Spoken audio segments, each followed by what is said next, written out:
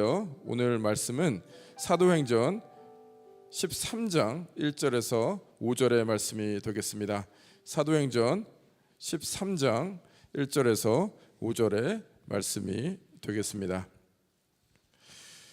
사도행전 13장 1절에서 5절의 말씀, 저희가 천천히 함께 봉독하심으로 읽으심으로 하나님 말씀 받겠습니다. 제가 시작하면 함께 읽겠습니다. 시작. 안디옥 교회에 선지자들과 교사들이 있으니 곧 바나바와 느게레라 하는 시므온과 구레네 사람 루게오와 분봉한 헤롯의 젖동생 마나인과 및 사울이라. 주를 섬겨 금식할 때에 성령이 이르시되 내가 불러 시키는 일을 위하여 바나바와 사울을 따로 세우라 하시니 이에 금식하며 기도하고 두 사람에게 안수하여 보내니라.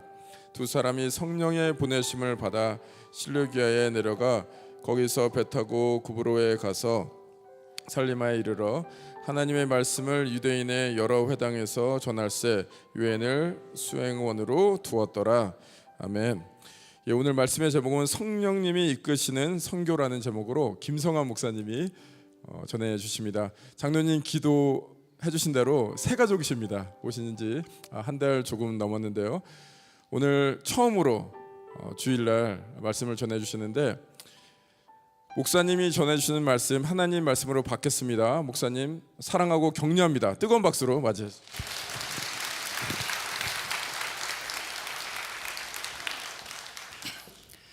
부족한 저에게 귀한 주의 말씀을 전하는 기회를 주신 권 목사님께 또 교회 앞에 또 하나님 앞에 감사를 드립니다.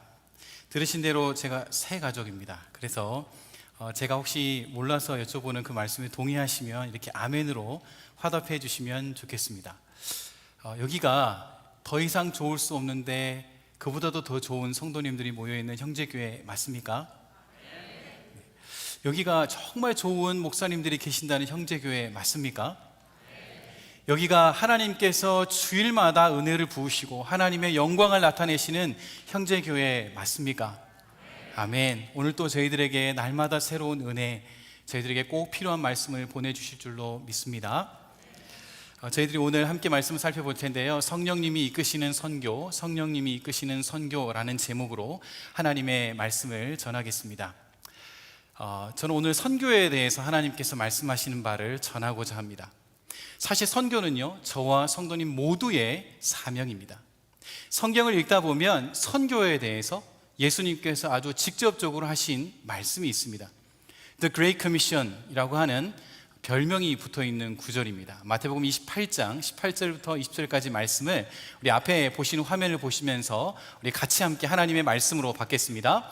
그러므로 너희는 가서 모든 민족을 제자로 삼아 아버지와 아들과 성령의 이름으로 세례를 베풀고 내가 너희에게 분부한 모든 것을 가르쳐 지키게 하라. 볼지어다 내가 세상 끝날까지 너희와 항상 함께 있으리라 하시니라. 성도님들께서 28장 마태복음 28장 18절부터 20절까지 말씀을 읽으셨는데요, 18절과 19절이 한 문장으로 되어 있습니다. 여기에는 주 동사가 나오는데요, 마테이타이조라고 하는 그리스 원문에는 그 주 동사가 있고요, 세 개의 분사가 이 주 동사를 꾸며주고 있습니다. 가라, 세례를 베풀라, 그리고 가르치라 하는 세 개의 분사가 꾸며주고 있습니다. 그러니까 예수님께서 제자들에게 직접적으로 이 말씀을 하실 때에 제일 중요한 포인트는 제자를 세우라는 겁니다. 우리 자신도 예수님의 제자로 부르심을 받아서 점점점 예수님의 형상을 향하여 닮아가야 하고, 우리에게 주신 대사명은 또 다른 사람들도 예수님을 닮도록 그렇게 하라. 그것이 예수님께서 28장에서 주신 대사명입니다. 주님께서는 이 말씀을 이루시도록 너희들 알아서 해라 그런 것이 아니고 세상 끝날까지 내가 너희와 함께 하리라 그렇게 말씀하여 주셨습니다. 그런 의미에서 좌우로 앞뒤로 보시면서 한번 저를 따라서 인사를 나누시면 좋겠습니다. 선교는 당신의 사명입니다. 한번 인사를 나누겠습니다. 선교는 당신의 사명입니다. 자, 이번에는 인사하지 않으셨던 분과 한번 인사를 나누겠습니다. 선교는 우리의 사명입니다. 한번 인사 나누겠습니다. 성도님들께서 앞에서 보시는 화면에 보시면요, SBC Southern Baptist Convention 복음주의권 안에서는 가장 큰 남침례 교단 안에 있는 IMB, International Mission Board라고 하는, 저희로 말로 하면 국제 선교위원회죠. 자, 이 기관에서 통계 자료를 보고를 했습니다. 2021년에요. 굉장히 흥미로운 내용들이 많습니다. 제가 앞서서 예수님의 명령이 모든 민족을 제자 삼으라 그렇게 말하지 않았습니까? 그래서 이 연구자들이 그럼 우리가 살고 있는 이 시대에 이 민족이 몇 개나 될까 그 조사를 한 겁니다. 뭐 인종이라든지 언어라든지 지역이라든지 뭐 다른 여러 가지 조건들을 다 분석해서 민족이라고 붙일 수 있는 것들을 구분해서 카운트를 해보니까 11,948개의 민족이 있는 것으로 드러났습니다. 그런데 이들 중에 2% 이상이 기독교를 믿는, 예수님을 믿는 제자들의 그룹이 있다. 그 그룹이 1,445개의 그룹이 있는 것으로 보이고요. 그 아래 2% 이하의 그룹이 몇 개 교회나 되나, 이제 그 그룹을 UPG, Unreached People Group이라고 이름을 붙이고 카운트를 했으니 7,325개의 민족이 있는 것으로 나타났습니다. 근데 이제 심각한 것은 한 번도 선교사님이나 목사님들로부터 예수님의 이름을 들어보지 못한 사람들도 있다는 것을 발견하게 된 것이죠. 그 사람을 UUPG라고 붙였습니다. Unreached, Unengaged People Group이라고 해서 카운트를 해보니까 3,175개의 민족이 있는 것으로 2021년에 보고가 된 겁니다. 지금 저희들이 코로나 시기를 지나고 있기 때문에 그 수는 대동소이하지 않을까 그렇게 생각을 합니다. 이분들이 또 한 가지 의미 있는 이제 연구를 했습니다. 그 연구는 앞에 보시는 바와 같이 전 세계 지도에 과연 UUPG 민족들이 어디에 있고 몇 개나 있는지 저 빨간색 점으로 표기를 한 것이죠. 근데 이제 가까이 계신 분들은 좀 보이실 수 있고 멀리 계신 분들은 좀 덜 보이실 수 있는데요. 자세히 보시면 어떤 점들은 빨간색 동그라미 안에 하얀색으로 비어있는 동그라미들이 있습니다. 그것은 세계에 있는 교회들 중에 이 민족을 알고 spiritual adoption, 그러니까 영적으로 이 민족을 입양을 하고 이 민족을 위해서 기도하기를 시작했다, 그런 소식이 들리면 그때부터는 이 빨간색 점을 흰색으로 표기를 하는 겁니다. 뭐 리얼타임으로는 아니지만 매 달마다 이렇게 업데이트가 되고 있는 것으로 알고 있습니다. 자, 저는 지금 오늘 말씀을 시작하면서 예수님께서 우리에게 주신 대사명에 대해서 언급을 드렸습니다. 그리고 그 대사명을 완수해야 할 민족들이 몇 개나 있는지를 소개를 드렸습니다. 그렇다면 다음 질문은, 그럼 어떻게 우리가 선교를 할 수 있는가? 그렇게 궁금해 하셨죠? 네, 그런 표정이십니다. 그래서 오늘 저는 신약 성경에서 가장 선교적인 교회, 특별히 선교 사역을 제일 먼저 파송했던 안디옥 교회에 대해서 살펴보고자 합니다. 오늘 이 안디옥 교회에서 선교사님을 파송하는 장면을 저희들이 오늘 하나님의 말씀으로 받았습니다. 이 내용을 살펴보면 세 가지 성경적인 원리가 발견되는데, 첫 번째는 우리는 주도적인 성령을 삶 속에서 인정해야 하겠습니다. 두 번째, 우리는 성령님의 주도적인 사역에 공동체적으로 순종해야 하고, 세 번째로 우리는 개인적으로 순종해야 하겠습니다. 성령님, 공동체, 개인. 성령님, 공동체, 개인. 이 세 가지 키워드를 가지고 말씀 속으로 들어가 보겠습니다. 첫 번째로 우리는 주도적인 성령님을 우리의 삶 속에서 인정해야 하겠습니다. 오늘 본문 말씀 13장 1절과 2절 말씀을 제가 한번 읽어드리겠습니다. 안디옥 교회에 선지자들과 교사들이 있으니 곧 바나바와 니게르라 하는 시므온과 구레네 사람 루기오와 분봉왕 헤롯의 젖동생 마나인과 및 사울이라. 주를 섬겨 금식할 때에 성령이 이르시되 내가 불러 시키는 일을 위하여 바나바와 사울을 따로 세우라 하시니. 지금 사도행전의 저자인 누가는 1절에서 안디옥 교회의 리더십 그룹을 소개를 하고 있습니다. 5명 언급이 됐죠. 그 중에 바나바와 바울 또는 사울이 언급이 되었습니다. 이렇게 바나바가 먼저 나오고 사울이 마지막에 나온 것과 관련해서 어떤 학자들은 영적인 영향력의 순서대로 열거했을 것이다 추측을 하고요. 어떤 분들은 유대인의 관습대로 연장자 순서대로 열거했을 것이다 그렇게 추측하기도 합니다. 그런데 이 두 그룹들이 소개되었는데 그 2절을 보면요, 주를 섬겨 금식할 때에 그렇게 표현했습니다. 그러니까 저희들이 금식하면서 기도하는 것이 주님을 섬기는, 예비하는 한 방법이라는 것을 알려주고 있습니다. 그 다음에 주어가 나옵니다. 성령이 이르시되. 이 표현을 그대로 보면 어떤 형태인지 저희들은 잘 알기 어렵지만 성령님께서 그 리더십 그룹에게 지금 뭔가를 말씀하고 있다는 것을 저희들은 알 수 있습니다. 그런데 오늘 이 2절 본문뿐만 아니라 사도행전 전체를 읽어보면요, 성령님께서 주도적으로 역사하신다는 사실을 보여주는 구절들이 있습니다.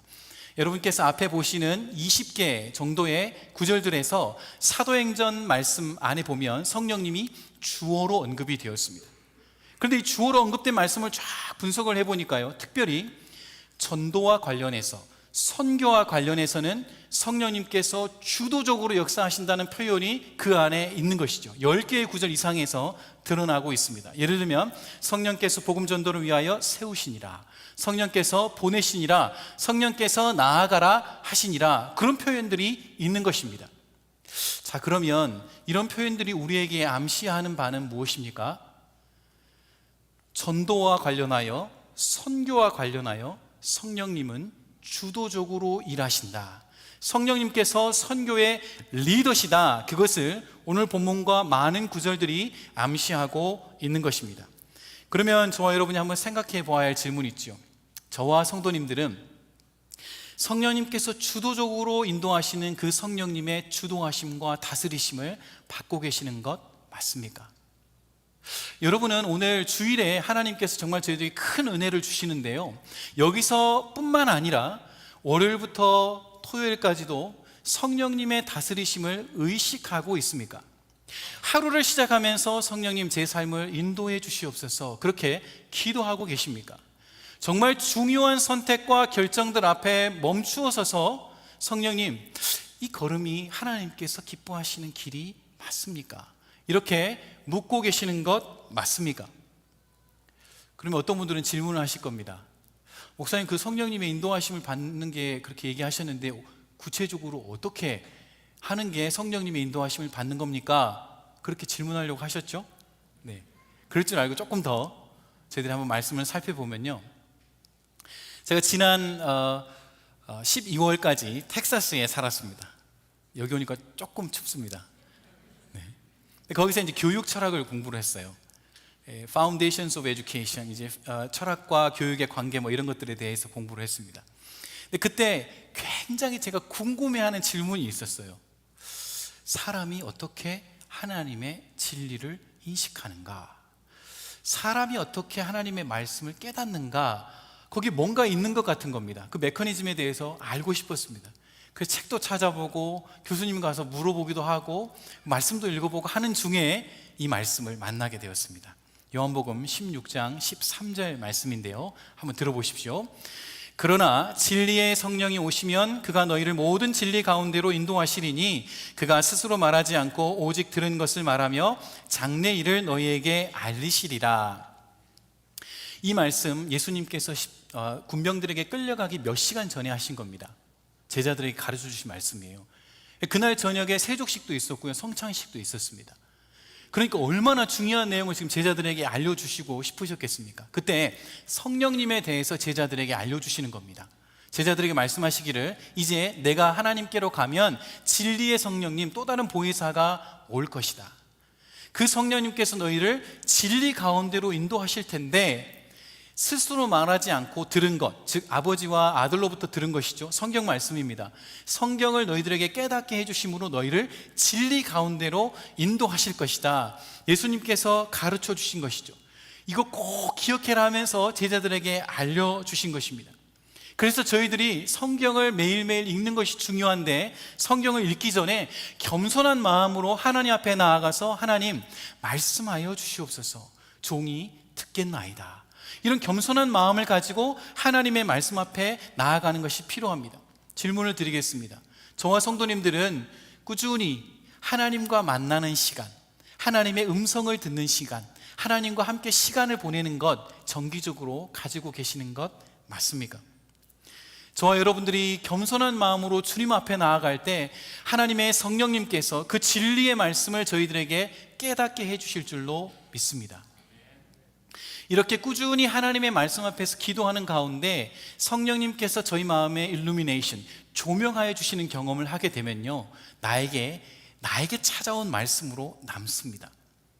그래서 어느 날 딸아이가 전화 올 때, 또 손주가 전화 올 때가 있을지도 모르겠어요. 근데 엄마, 할머니, 그리고 얘가 막 우는 겁니다. 너 무슨 일 있어? 천천히 감정을 이렇게 조절하고 한번 얘기를 해봐. 쭉 들어주실 거 아닙니까? 그때 성도님들은 어떤 대답을 하시겠습니까?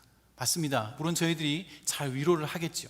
그러나 하나님을 만났던 성도, 말씀의 자리에서 성령의 도우심을 경험했던 성도님, 정말로 힘들 때 나에게 하나님께서 보내주신 말씀을 경험한 성도, 그 성도는 손주에게 그리고 자녀에게 그 말씀을 소개시켜 주실 겁니다. 나도 힘들었어. 엄마도 너무너무 힘든 때가 있었단다. 근데 그때 하나님께서 엄마에게, 하나님께서 할머니에게 이 말씀을 보내주셨단다. 딸아, 너 힘들지? 이 말씀 붙들고 우리 힘을 내자. 그렇게 하나님을 경험하며 성령의 인도하심을 경험하고 그 은혜가 가정 가운데도 전해지는 저와 여러분 되시기를 주님의 이름으로 간절히 소원합니다. 두 번째로 우리는 성령의 주도하심을 공동체적으로 순종해야 하겠습니다. 우리 다 함께 이 말씀을 함께 읽겠습니다. 2절과 3절 말씀입니다. 주를 섬겨 금식할 때에 성령이 이르시되 내가 불러시키는 일을 위하여 바나바와 사울을 따로 세우라 하시니 이에 금식하며 기도하고 두 사람에게 안수하여 보내니라. 자, 이 구절을 보니까 직접 인용법을 누가가 사용하여 기록을 했습니다. 성령께서 불러시키는 일을 위하여 바나바와 사울을 따로 세우라. 그래서 이 두 사람을 안수하여 보냈다는 것입니다. 그런데 저희들이 주목할 점은요, 지금 바나바와 사울은 교회 안에서 굉장히 중요한 리더의 위치에 있었습니다. 저희들이 1절 말씀을 읽었지 않았습니까? 5명의 핵심 리더의 2분이 들어가 있었어요. 그리고 저희들이 시간 관계상 다 읽지는 않았습니다. 사도행전 11장 20절부터 26절까지 말씀을 보면 지금 교회가 생긴 지 얼마 안 된 때입니다. 그러니까 교회에 얼마나 많은 할 일이 있겠습니까? 그런데 성도님들은 막 몰려오고 있는 상황이거든요. 할 일도 정말로 많지요. 설교도 준비해야 되고요, 또 1:1 양육도 해야 되고요. 제가 1:1 양육을 담당해서 꼭 그렇게 얘기하는 건 아닙니다. 1:1 양육이 4월 20일 날 시작하지 않습니까? 그 다음 말 까먹었어요. 양육도 준비해야 되고 할 일이 이렇게 많은데 교회에서 이 두 사람을 성령님께서 하시는 일들을 위하여 보내라고 그렇게 명령하신 것이죠. 안디옥 교회는 성령님의 인도하심에 순종하여 두 분을 파송하였습니다. 2014년 1월 24일 날짜에 보니까요, 국민일보에 기사가 실렸습니다. 148년 전 토마스 선교사 코리아의 파송, 영국 한오버 교회 담임 한국인이 맡았다라는 제목입니다. 아니, 영국 교회 담임 목사님이 한국인이 되셨다. 이게 평범한 일은 아니지만 특별한 일이라고 신문에까지 났을까요? 그런데 여러분 놀라지 마십시오. 이 교회가 한국에 토마스 선교사님을 보낸 교회입니다. 별로 그렇게 감동이 없으신 표정이신데 제가 스토리를 조금 이따가 말씀드리겠습니다. 다시 한번 해보겠습니다. 이 교회가 글쎄 한국 교회에 토마스 선교사님을 보낸 교회입니다. 네, 감사합니다. 스토리를 들려드리면요, 1866년 한국의 제너럴 셔먼호, 미국의 제너럴 셔먼호 상선호를 타고 토마스 선교사님이 대동강으로 들어왔습니다. 근데 그 당시만 해도 흥선대원군의 쇄국 정책으로 인해서 배를 다 공격을 했죠. 그래서 배가 침몰하기 직전에 겨우 그 안에 있던 사람들이 빠져나왔습니다. 근데 그 안에 토마스 선교사님이 있었어요. 로버트 토마스 선교사님이에요. 이 선교사님이 그 안에 그 조선 군사들에 의해서 죽임을 당합니다. 그때 나이가 27살이었어요. 신학교육 다 받고 훈련되어서 목회지에 가서 열심히 섬겨도 시간이 많이 있는 그 젊은 선교사님이 한국에 와서 주순교하게 된 겁니다. 근데 죽기 전에 4권의 성경책을 가지고 왔어요. 그래서 최치량 외에 4명의 군사들에게 이 성경책을 전달하고 그 자리에서 순교하고 맙니다. 그렇게 끝난 줄 알았습니다. 근데 거기에서부터 하나님의 부흥의 역사가 시작이 됩니다. 이 최치량이라고 하는 사람은 글을 읽을 수 없었기 때문에 박영식이라고 하는 분에게 성경책을 전달을 했어요. 근데 박영식이라는 분이 읽어보다가 안 되겠다 싶어가지고 다 찢어가지고, 종이가 귀하던 시절이라서 벽에 이렇게 도배를 했습니다. 그때부터 도배 문화가 있었나 봐요. 근데 이제 하늘을 봐도 왼쪽을 봐도 오른쪽을 봐도 다 이게 성경 말씀이지 않습니까? 그렇게 성경 말씀을 읽다가 이 박영식이라는 분이 예수님을 영접하게 됩니다. 그리고 이 집은 평양의 최초의 교회인 널다리골 예배당이 거기에 세워집니다. 그리고 기독교 역사상 위대한 부흥의 기록으로 남아있는 평양 대부흥 운동의 지원지, 평양 장대현 교회가 바로 이 교회 위에 세워지게 되는 것이죠.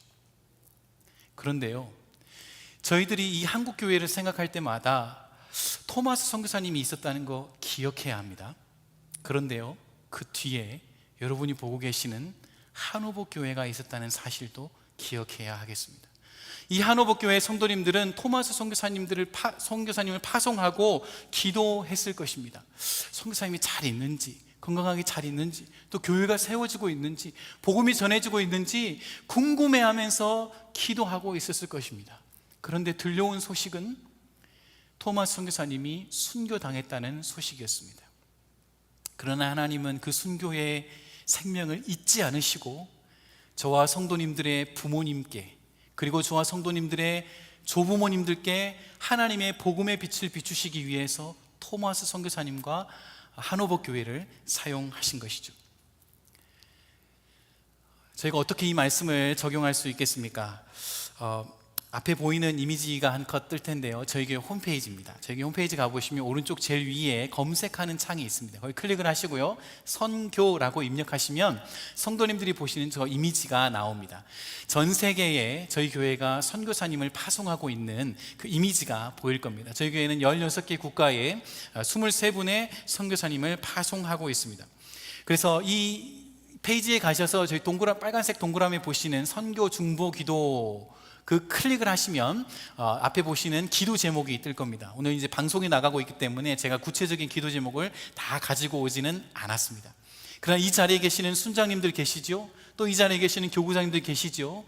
꼭 잊지 마시고 이번 주에는 이 선교사님들을 위해서 기도하시면 좋겠습니다. 제가 알기로는 교구마다, 공동체마다 기도할 선교사님이 정해져 있다고 들었습니다. 이 선교와 관련해서 소식을 나누어 주시고 기도하는 한 주간이 되셨으면 좋겠습니다. 제가 저희 교회 정찬길 목사님을 최근에 뵙고 선교를 담당하시니까요, 선교에 대해서 여쭈어 보았습니다. 그랬더니 정찬길 목사님께서 한 가지 이야기를 해주셨어요. 최근에 한 선교사님과 대화를 할 기회가 있었다고 합니다. 그리고 그 선교사님께 여쭈봤대요. 선교를 하면서 무엇이 제일 힘드셨습니까? 그랬더니 정말 의외의 답을 듣게 되었다고 합니다. 그 선교사님은 목사님에게 이렇게 말했습니다. 점점 잊혀지는 것입니다. 그런 대답을 했다고 합니다. 재정 때문이 아니고요, 사람 때문이 아니고 점점 잊혀지는 것입니다. 그렇게 대답을 했다는 것입니다. 선교를 나갈 때는 온 성도님들이 축복해 주면서 우리가 기도하겠다고, 우리가 후원하겠다고, 우리가 잊지 않겠다고 약속했음에도 불구하고 시간이 점점 지나면서 잊혀지게 되고 기도도 뜸하고 소식도 뜸하게 되었던 것입니다. 그러므로 순장님 여러분, 꼭 이번 주에는 잊지 마시고 선교사님들을 위해서 기도해 주시기를 부탁드립니다. 또 우리 교회에 이 선교사님들과 연락하는 키맨이 있지 않습니까? 그 키맨을 통해서 우리의 메시지를 전달하면 좋겠습니다. 우리가 여기 있다고요, 우리가 여기 기도하고 있다고요, 그리고 정말 미안하다고요. 이렇게 저희들이 그 선교사님들을 위해서 기도하는 가운데 가든지 보내든지 아니면 기도하든지, 이렇게 저희들이 기도하는 가운데 성령님의 주도하심에 공동체적으로 쓰임받는 저와 성도님들 되시기를 간절히 소원합니다. 세 번째로, 우리는 성령님의 주도하심에 개인적으로도 순종하며 나아가야 하겠습니다. 오늘 본문 말씀 4절과 5절 말씀을 같이 함께 읽겠습니다. 4절과 5절입니다. 두 사람이 성령의 보내심을 받아 실루기아에 내려가 거기서 배 타고 구브로에 가서 살라미에 이르러 하나님의 말씀을 유대인의 여러 회당에서 전할세 요한을 수행원으로 두었더라. 아멘. 4절과 5절 말씀을 보면 이제 성령의 역사하심을 따라서 두 사람이 선교사로 출발을 했다는 내용이 나옵니다. 저희들이 알고 있는 1차 선교 여행이 시작이 된 겁니다. 소아시아 지역에 가서 전도 여행을 한 것이죠. 그런데 이 두 분의 입장에서 생각을 해보면 얼마나 사역이 많이 있었겠습니까? 성도님들이 몰려오고 할 일이 너무나도 많은 상황이에요. 사역들이 더 필요한 상황입니다. 그럼에도 불구하고 성령님께서 가라 하셨기에 이 두 분도 평안하고 편안하고 안락한 그 환경을 내려놓고 소아시아 지역으로 나아갑니다. 저희들이 아는 바와 같이 이곳에서 정말 죽을 고생을 하고 매를 맞으면서 그곳에 복음을 전했고, 그 결과 예수님을 믿는 사람들, 그리고 교회가 생겨났다는 소식을 듣게 되었습니다.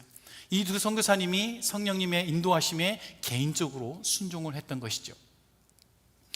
제가 2019년도에 달라스에서 이재찬 선교사님을 만났습니다. 이재찬 선교사님은 앞에 보시는 바와 같이 나이지리아에서 사역하시는 선교사님이세요. 근데 이 나이지리아는 북쪽에 무슬림이 장악을 하고 있고요, 남쪽에는 기독교 인구들이 살고 있습니다. 근데 이 두 종교가 만나는 지역에 선교사님 사역을 하세요. 저스라고 하는 지역입니다. 일주일에 적게는 한 번, 많게는 2번 이상 폭탄 테러가 터지는 지역입니다. 1시간 전에 아들이랑 시장 갔다 왔는데 거기 폭탄 소식이 들리는 거예요. 이제 CNN에서도 여기 지역에 대해서 많이 기사를 실른다고 합니다. 이 선교사님께서 교수로 신학교를 섬기시기도 하고 교회도 세우십니다. 근데 이제 한 신학생이 와서 선교사님, 저희 지역에 교회를 꼭 세워주십시오, 그렇게 요청을 하는 거예요. 확인을 해보니까 저희로 따지면 한 스테이트인데 그 스테이트 전체에 교회가 없다는 겁니다. 우리로 따지면 워싱턴 주 전체에 교회가 하나도 없다는 거예요. 그래서 선교사님과 함께 그 지역을 탐방을 가고 이제 적절한 지역을, 교통이 좋고 사람들이 많이 오가는 지역을 정했습니다. 그리고 이제 부족의 추장의 허락을 받았습니다. 이게 교회인데 무슬림 지역이니까 교회라고 말 못하고 집 또는 리더십 센터를 세운다, 그렇게 허락을 받았습니다. 나이지리아는 중앙정부의 허락과 또 부족계 추장의 허락을 받아야 된다고 합니다. 그래서 이제 파운데이션을 놓고 건물을 쭉 올리는데 허리쯤 쌓았을 때 소식이 들려옵니다. 글쎄, 이 집이 교회라는 소식을 알고 이제 누군가 컴플레인을 했는지 공무원 한 명이 지금까지 지었던 거 다 무효, 다 무너뜨리라 하는 소식을 든 공문을, 명령을 담은 공문을 들고 내일 온다는 겁니다. 이제 그 저녁에 선교사님이 제자들 다 모아서 기도를 했습니다. 하나님, 이 집이 하나님의 집이 아닙니까? 그렇게 간절히 기도하고 그 다음 날이 되었습니다. 그런데 그 공무원이 마을 입구에 산 등성에 이렇게 돌아오다가 그만 오토바이가 전복되는 사고가 일어나고 맙니다. 공무원은 도착하지도 못하고 병원으로 갔습니다. 선교사님이 이게 우연인가? 아니면 하나님 인도하심인가? 그렇게 하고 이제 건축을 계속해 나갑니다. 계속해 나가는데 이제 다 올리고 천장만 놓으면 되는 시점인데 또 다른 소식이 들려옵니다. 처음에 오기로 했던 그 관리보다 높은 관리 2명이 내일 차를 타고 같은 공문을 들고 오겠다 하는 소식이 들린 것이죠. 그날 밤에는 같이 모여서 간절히 금식하면서 기도하고 불침멍까지 세웠습니다. 와서 무너뜨리면 안 되니까요. 그 다음 날이 되었습니다. 차가 이렇게 오다가 좌회전을 해서 들어오는데 분명히 브레이크를 밟았는데 그 차가 급속도로 좌회전을 하면서 건물 3개의 동을 들이받고 전복되는 사고가 일어나고 맙니다. 다행히 사람은 살았어요. 그 사고 이후로 그 무슬림 지역에 소문이 쫙 퍼졌습니다. 어떤 소문인가 하니까요, 저 집은 하나님의 집이다, 절대로 건드리지 말라. 저 집은 하나님의 집이다, 절대로 건드리지 말라. 그런 소문이 쫙 퍼진 겁니다.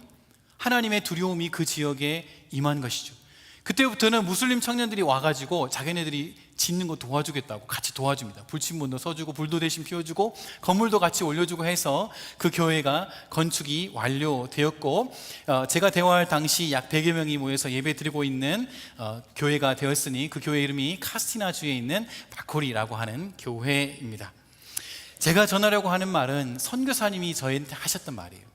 선교사님이 이 이야기를 저한테 해주신 다음에 이렇게 얘기를 하셨어요. 그 당시만 해도 안식년 보내다가 이제 안식년이 끝나는 타이밍이었습니다.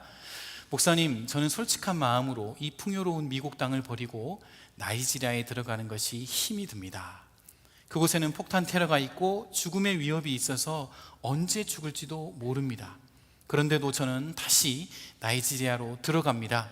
왜냐하면 하나님의 성령님께서 고난받는 나이지리아 성도님들과 거기에서 함께 일하고 계시기 때문입니다. 이 선교사님도 성령님께서 일하시는 것을 보고 그 성령의 인도하심을 따라서 들어가게 되었던 것이죠. 앞에 보시는 이미지는 양화진 선교사 묘원입니다. 통계에 따르면 1885년부터 1945년까지 하나님께서 동방에 있는 작은 민족 조선을 사랑하셔서 저희들의 부모님과 조부모님을 사랑하셔서 보내신 선교사님들의 수가 최소 1559명, 그리고 조선에서 순교하여 양화진에 잠들어 계시는 선교사님의 수가 395명입니다. 여러분, 이 숫자가 우리에게 보여주는 게 무엇이죠? 하나님께서 저와 저희들의 민족을 너무나도 사랑하셔서 시마다 때마다 선교사님들을 보내셨다는 것입니다. 뿐만 아니라 그 하나님의 보내심에 순종하여 찾아온 사람들이 최소 1559명이라는 것이죠.